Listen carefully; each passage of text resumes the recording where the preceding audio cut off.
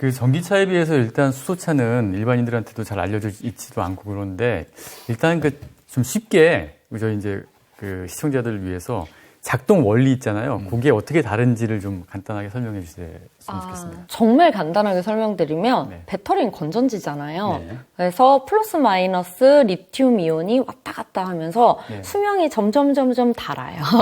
그게 이제는 배터리다 이렇게 보시면 될 것 같고 네. 그럼 수소 연료전지는 어떤 측면이 다르냐. 발전소예요. 연료전지 발전소여서 수소를 계속 주입을 해주면은 수소 2개를 깨고 전기 발생하고 이런 식이기 때문에 수소가 있는 한은 계속 돌아간다라고 보시면 될 것 같아요. 네. 그렇다 보니까 딱 느껴지시다시피 배터리는 주행거리가 가장 중요한 요인이 될 테고 이제 점점 수명이 감소하면은 네. 주행거리가 짧아질 테니까. 예. 그리고 연료전지는 그냥 더 주행거리가 훨씬 길 수밖에 없죠. 네. 근데 이제는 안에 들어가는 소재가 워낙 비싸다 보니까 네. 그런 측면들 그리고 수소를 다루는 그런 측면들이 조금 어렵다 보니까 좀 그런 측면이 다르다고 보시면 될 둘 것 다 같습니다. 전기를 발생시켜서 전기를 구동하는 거는 똑같은데 똑같죠. 그 네. 과정이 다른 거군요. 그러면. 그렇죠. 계속 돌아가느냐 예. 아니면 수명이 점점 다하느냐 예. 이런 차이라고 보시면 됩니다. 이제 수소차 주요 부품인데 어떻게 구성되어 있는가도 좀 궁금한데 뭐 수소차 3대 핵심은 뭐 탱크, 스택, 밸브다 이런 이야기 정도 들었는데 그게 뭐 사실 어떤 개념인지 이해 잘 안 되니까 한번 설명해 주셨으면 합니다. 지금 제가 말씀드렸을 때 연료전지가 이제는 수소의 발전소와 역할을 하니까 네. 결국엔 수소를 계속적으로 공급해 줄 곳이 필요하잖아요. 네. 그게 바로 수소 압력 용기라고 보시면 됩니다. 탱크다. 저희 예. 차 있으면 이제 뒤에다가 통 3개, 예, 예. 통 3개 하나에 700바씩 예. 통 3개 이제 넣고 다니면서 연료전지로 계속 집어 넣어주는 거예요. 네. 그럼 이제 거기에 밸브가 들어가야 되겠죠. 수소가 그냥 몽땅 다 들어가면 안 되잖아요. 예. 연료전지 쪽으로. 그러니까 양을 한번 조절을 해줘야 될 테고. 그리고 아까 말씀드렸듯이 탱크에는 700바라는 강한 압력으로 수소가 저장이 돼 있어요. 그러면 이 강한 압력을 그대로 연료전지로 넣으면은 위험하죠. 큰일 나겠죠. 예. 그래서 압력을 조절해주는 밸브가 필요하겠죠. 네, 그래서 예. 고압 레귤레이터가 들어가서 네. 이제 고압을 받아주고 그걸 저압으로 낮추는 저압 레귤레이터가 들어갑니다. 네. 그렇게 해서 연료전지 쪽으로 넣는데 예. 그 중간에 이제는 양조절 밸브인 솔레노이드 밸브가 들어가는 거다라고 예. 보시면 될 것 같아요. 그 수소 자체는 어떻게 만들어요? 수소요? 예, 수소를 그럼 별도 공장에서 만들어서 가져와야 될 거 아니에요? 아니요, 충전소에서 수소를 이제는 네. 탱크 쪽으로 주입을 하는 건데, 네. 이제 그것도 좀 논란이 많죠. 이제 수소를 결국에는 우리가 사용을 하려고 하는 거는 완전 친환경이기 때문인데, 지금 충전소에 들어가 있는 대부분의 수소는 석유화학 공정에서 나오는 부산물인 부생수소인 거죠. 그렇죠. 그렇다 보니까 그럼 이게 그레이 수소지 예. 무슨 친환경 수소냐 이런 논란들도 좀 있습니다. 네. 그런 이제 배터리 같은 경우는 화재 위험이 있지 않습니까? 근데 수소차에 쓰는 그 수소통이나 이런 게 이게 예를 들어서 사고가 났을 때 충격 받았을 때 뭐 폭발할 그런 위험은 없는가요? 소재를 어떻게 쓰냐에 따라 굉장히 달라지는데요. 네. 그래서 이제 차 안에 들어갈 때는 수소 탱크 쪽으로 탄소섬유라는 소재를 굉장히 많이 씁니다. 네. 그러니까 수소는 원래 예전에 저희 강원도에서 2019년에 강원도에서 수소 충전소 폭발 사고가 났었어요. 아, 그래요? 폭발을 했었는데 보니까 수소를 저장해 놓는 그 탱크를 다 금속으로 만들어 놓은 거예요. 네. 금속은 싸잖아요. 예. 탄소섬유는 비싸거든요. 근데 이게 최악인 게 저희 금속에는 수소는요. 금속하고 엄청 반응이 세요. 그래서 금속 소재 사이사이에 수소가 다 박힙니다. 네. 그러면은 여기서 팽창을 하다가 네. 저희 금속 생각해 보시면 굉장히 단단하잖아요. 예. 그래서 단단하게 막 힘을 받다가 터지죠. 네. 근데 생각해 보시면 저희 고무와 같이 좀 탄성이 있는 예. 그런 소재들 같은 경우에는 기체가 그 안에서 새 나오더라도 칙 새 나오고 예. 쪼그라들잖아요. 예, 예. 그럼 폭발이 안 되는 거죠. 아, 그래서 강함과 예. 고무와 같은 탄성을 동시에 가지고 있는 소재가 수소 쪽 저장하는 데는 무조건 들어가야 됩니다. 예, 그래서 그렇겠군요. 금속은 너무 위험하다. 네. 그래서 그렇게 보시면 될 것 같아서 이제 탄성과 강도를 동시에 가지고 있는 탄소섬유가 이제는 수소 경제 쪽에서는 핵심이 되는 네. 거죠. 그러면 탄소 섬유를 쓰게 되면 폭발 위험은 뭐 없거나 거의 줄일 수 있다 이렇게 봐도 됩니까? 확실히 없죠, 사실은. 네. 없는데, 이게 조금 비용 아끼려고, 이게 지금은 플라스틱 복합 소재라고 해서 플라스틱 레진하고 예. 탄소 섬유하고 이렇게 섞어요. 안 그러면 겉으로 이제 와인딩을 하든지. 근데 이렇게 되는데, 그걸 몇 대 몇으로 섞냐의 차이예요. 그럼 적어도 70% 이상은 탄소 섬유를 사용을 해줘야죠. 탄소 섬유가 그렇게 중요하다면요. 뭐 국내 업체든 아니면 해외 업체든 이쪽에 독보적인 기술을 갖고 있는 그런 업체들이 좀 있어요. 네.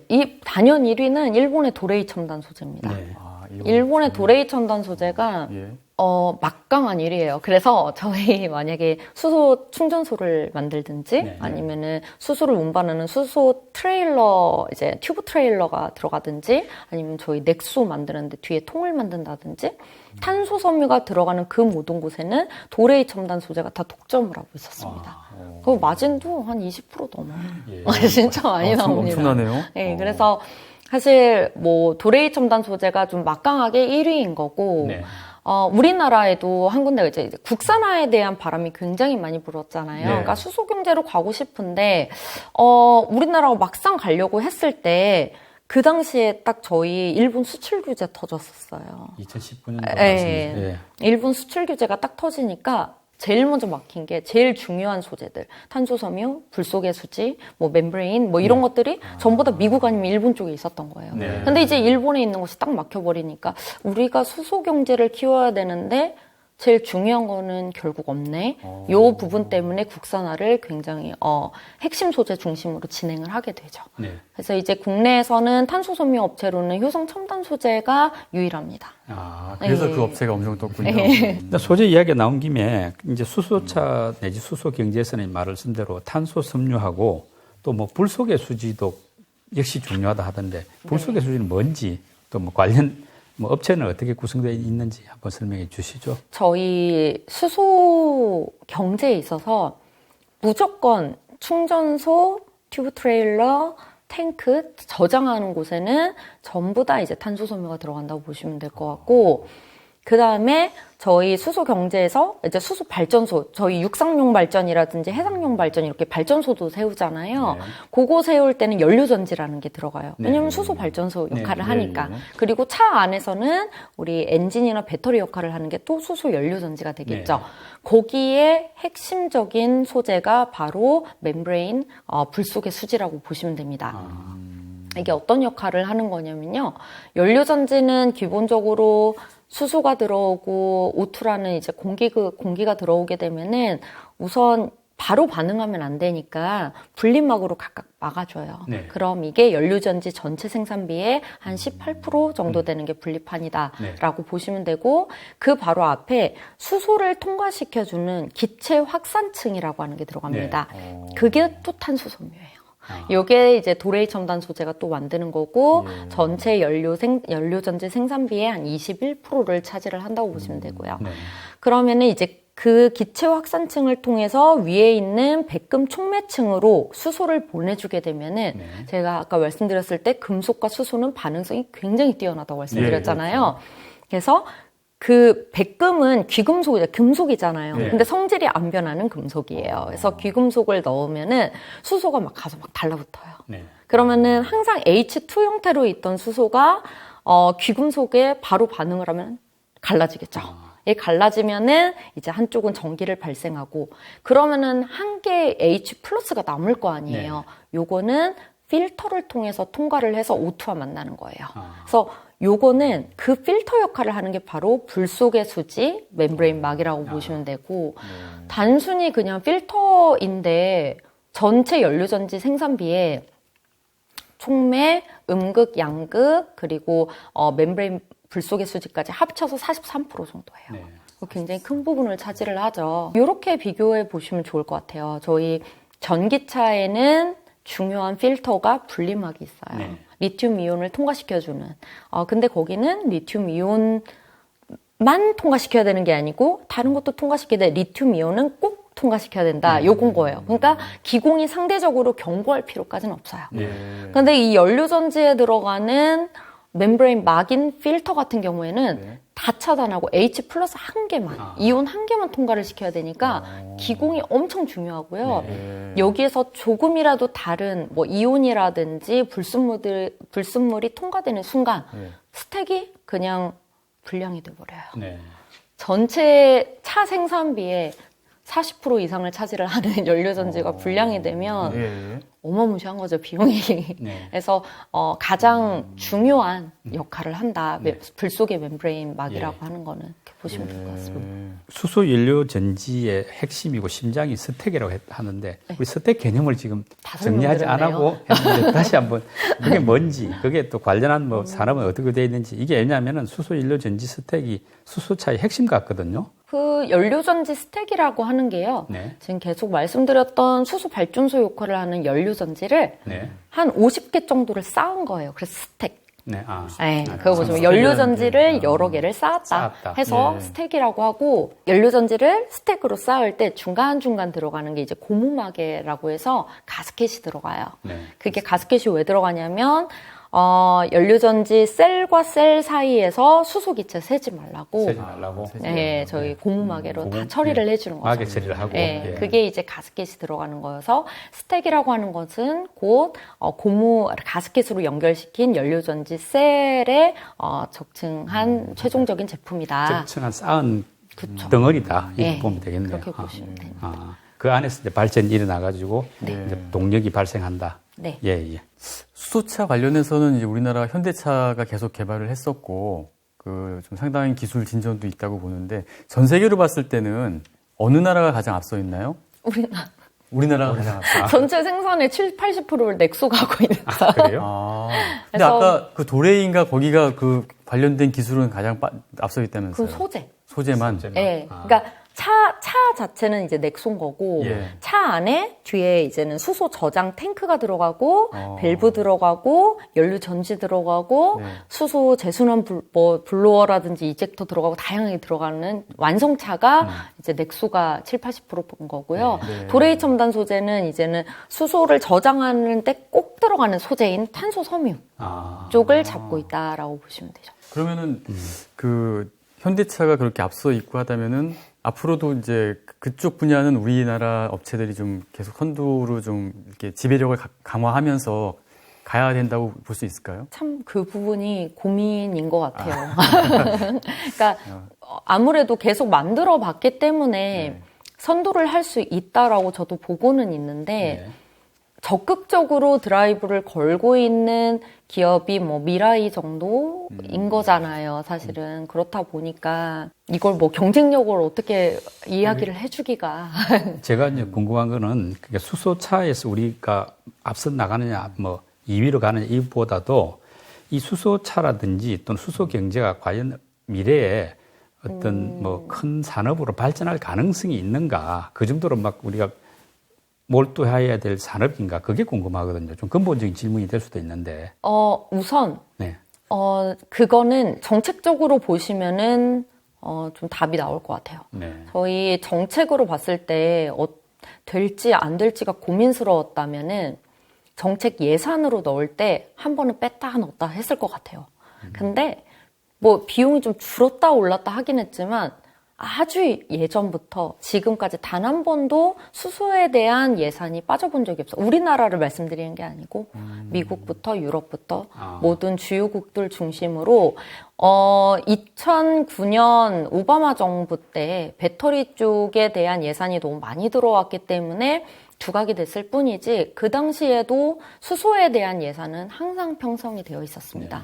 그러면 이걸 단순히 차로만 보실 건 아니고 완성차로만 보실 건 아니고 수소 경제라고 하는 것을 어쨌든 하나의 포트폴리오로 생각을 하고 있다라는 거는 이미 정책적으로 보여주고 있으니 인프라 쪽으로 먼저 좀 생각을 해보시고 충전소나 연료전지 발전소나 아니면 뭐 이동시키는 튜브 트레일러나 뭐 이런 것들 중심으로 꼭 차는 더 멀어질 수도 있죠. 아무래도 차는 지금 당장 배터리도 있고 수소 연료전지차 같은 경우에는 아직 설계에 대한 간소화 작업 같은 것들도 많이 필요하기 때문에 인프라 쪽으로 보신다면 수소 경제는 갈 수밖에 없는 방향이다.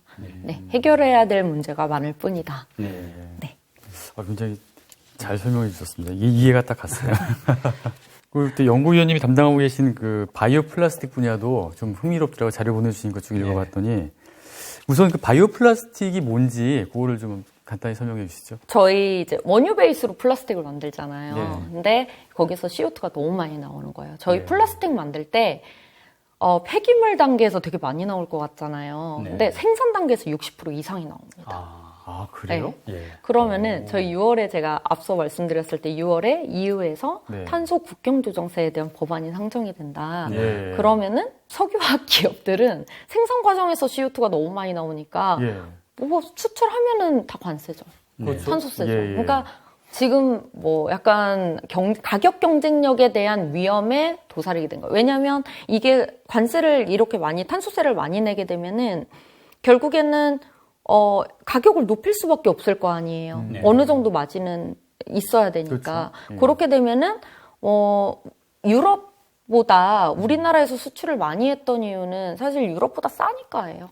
근데 그게 동등해지는 순간에는 가동률이 떨어질 수도 있겠죠. 네. 이제 그런 측면 때문에 원유 베이스 플라스틱은 그럼 CO2가 많이 나오는구나. 그럼 친환경 원료로 바꿔보자라고 네. 하는 게 바이오 플라스틱이라고 보시면 됩니다. 네. 저희 바이오 매스라고 하는 게 모든 식물체나 생물체를 통틀은 통틀어서 그 친환경 쪽을 이야기를 하는 거예요. 그래서 네. 그 바이오 매스로 만든 플라스틱이라고 보시면 돼요. 그럼 그 친환경 소재라는 게 뭐 식물 이런 걸로 만드는 거예요? 동물성도 있고 식물성도 있고 되게 놀라운 거는 바이오 플라스틱 안에 예를 들면 PBAT라는 소재가 있어요. 조금 단단한 지금 중국에서 미세 플라스틱 정책이 들어서면서 네. PBAT라는 생분해 플라스틱 소재가 굉장히 많이 쓰이고 있어요. 네. 수요도 많이 늘어나는데 여기 원유 베이스예요. 아. 이거 원유 베이스인데 예. 썩어요. 아. 땅에 들어가면 썩어요. 예. 이런 것도 바이오 플라스틱이 범주에 들어가기는 합니다.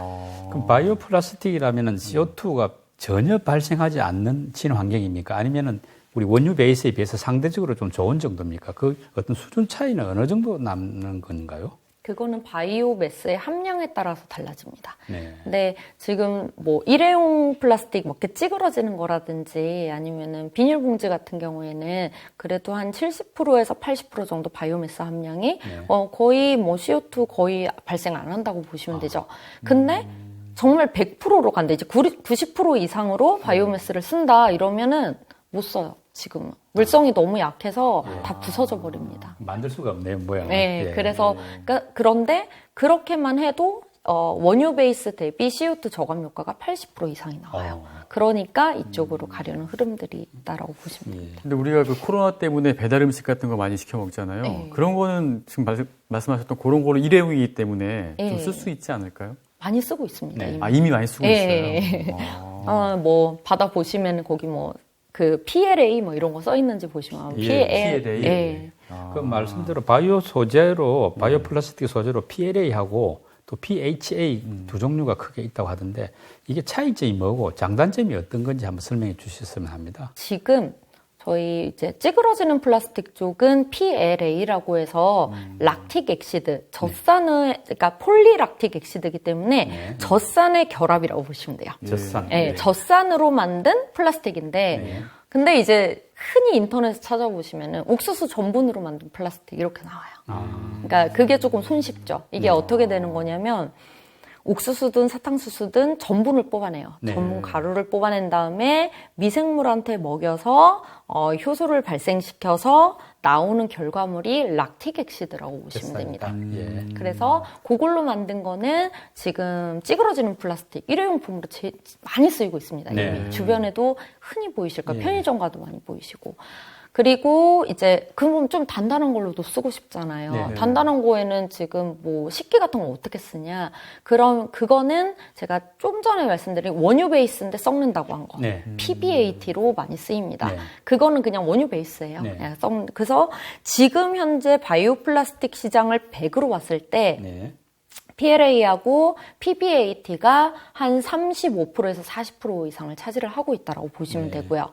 그러면은 PHA는 무엇인가를 설명을 좀 드리면은 PHA는 미생물이 악조건에 있을 때 우리 인간도 너무 환경이 악조건에 있을 때 지방을 자꾸 축적을 하잖아요. 네. 그렇죠. 그런 예, 것처럼 예. 미생물도 너무 환경이 악조건에 있으면은 네.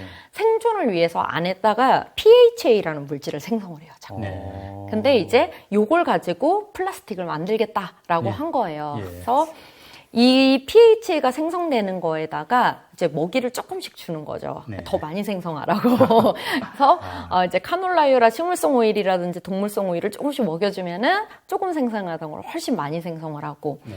근데 이렇게 생성하는 게 내가 원하는 물성대로 나오지 않으니까 원하는 대로 만들어주려고 거기에다 유전자 조작까지 가해주는 거예요. 미생물에게 네, PHA, 미생물이 생성한 PHA에다가 유전자 조작을 가한다. 유전자 예. 조작을 가해주면은 예를 들어서 지금 뭐 PLA나 락틱 액시드 쪽에서 잘 못 만드는 물성 쪽이 PP 소재 쪽이에요. 네. 폴리프로필렌 쪽은 잘은 못 만들어요. 그러면은 그쪽을 물성 기준으로 만든다. 그럼 그렇게 유전자 조작을 가해서 원하는 물성을 뽑아내는 거예요.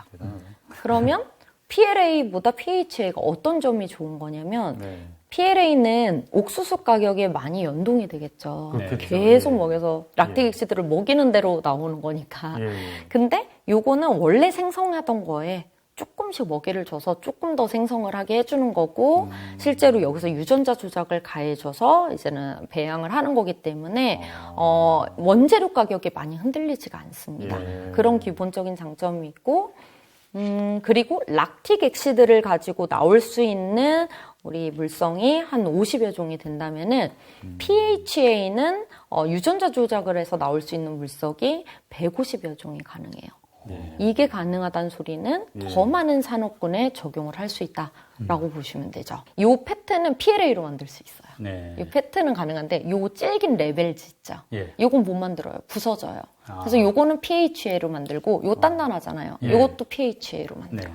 네. 이런 식으로 만들어진다고 보시면 됩니다. 그럼 실제로 물병도 지금 그 소재로 만들고 있어요? 아니요. PHA는요.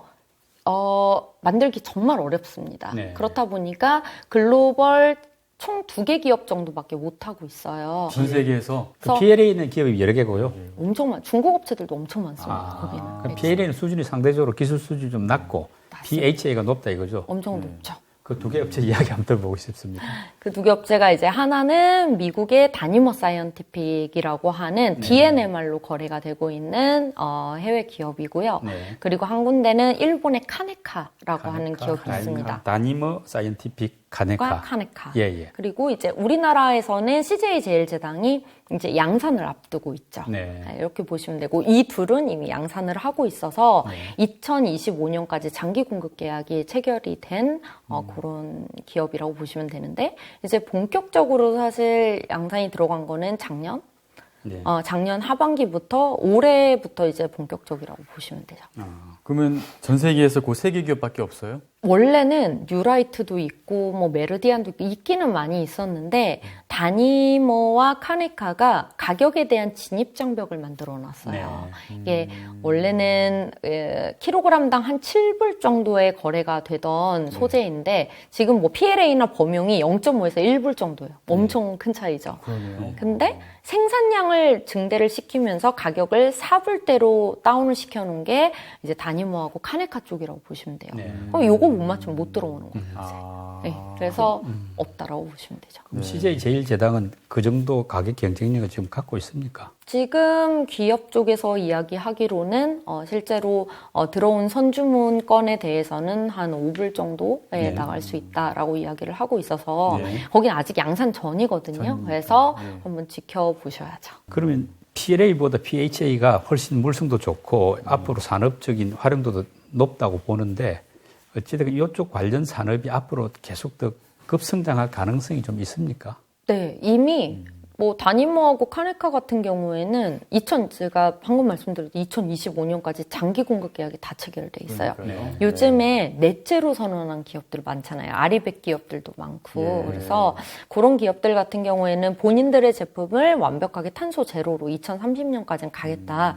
이런 목표를 가지고 있기 때문에 다 계약을 하는 거죠. 그렇다 보니까 이제는 각자 PLA 쪽도 수요가 빠르게 늘어나고 PHA 쪽도 수요가 빠르게 늘어나는데 아무래도 PLA는 완벽하게 그러니까 친환경은 친환경인데, 뭐 곡물가에 흔들린다든지 아니면 생분해하는데 퇴비 시설을 만들어야 된다든지 여러 가지 걸림돌이 있고 조금 단단하게 만드는 PBAT는 원유 베이스라고 말씀드렸잖아요. 네, 완벽한 친환경이라고 또 보기가 어렵다. 그런 측면 때문에 이제 PHA가 점점 각광을 받는 거다. 그래서 실제로 2020년 기준으로 전체 시장의 1.5%밖에 PHA 시장이 차지를 안 했는데 지금 2025년이 되면은 장기 공급 계약된 물량만으로 11.5%까지 올라옵니다. 그런 업사이드가 높은 거죠. 그럼 PBAT하고 PLA, PHA 이 세 개가 대표적인 건데 그거는 그냥 놔두면은 땅에다 묻으면은 그냥 이렇게 썩는데 각각의 시간은 어떻게 되나요? 그러니까 기본적으로 저희 생분해 인증을 받으려면은 18개월 이내에 썩는다. 요걸 인증을 받아야 돼요. 예. 근데 PHA는 그냥도 더 일찍도 썩어요. 네. 왜냐면 미생물 베이스니까. 예. 근데 이제 PLA 같은 경우에는 18개월 내로 썩게 만들려면은 퇴비 시설을 좀 갖춰줘야 돼요. 네, 조금 넘습니다, 기간이. 그래서 실제로 PLA를 생산하는 기업들은 이제는 그런 퇴비 시설까지 같이 갖추어 놓기 때문에 비용이 좀 더 들어가죠. 이 바이오 플라스틱에 이제 말하자면은 뛰어든 국내 기업이 아까 CJ 제일제당이라고 하셨는데 그 외에 뭐 다른 기업들은 없는지 일종 관련한 국내 산업 미래는 어떤지 이게 궁금하거든요. 우선 CJ 제일제당은 PHA 쪽으로 뛰어든 거고 PHA 쪽으로 하고 있는 국내 기업은 아직 없습니다. 없고요. 예. 그래서 CJ 제일제당이 뭐 유일하다고 보시면 되고, 근데 PLA라든지 PBAT는 진입 장벽이 굉장히 낮아요. 그래서 만약에 우리나라의 어떠한 기업이 PLA를 만들어요.